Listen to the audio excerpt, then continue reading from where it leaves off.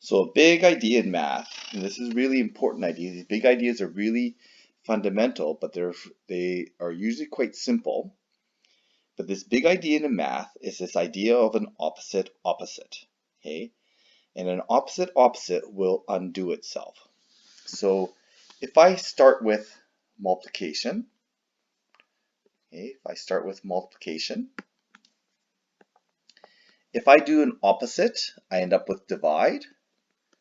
But if I do the opposite of that, I end up with back with multiplication. And the same works the other way. If I start with divide, okay, and I do an opposite, I get multiplication. If I do an opposite of that, okay, going this way, I get back to divide. I always get back to where I start.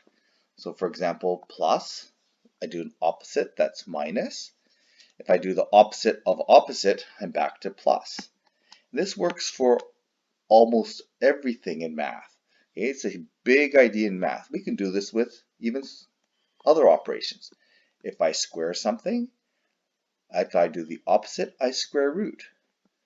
Okay, if I do the opposite of square root, I'm back to where I started, I squared something. This opposite opposite essentially cancels each other out. We see this also with algebra. Okay, how do I get undo times? I do undo a times with a divide. Okay, so if I have a times by 3, and if I divide by 3, so I go times 3, divide 3, and I start with a number, any number, I can start with 5. 5 times 3, divide 3, always gets me back to where I started.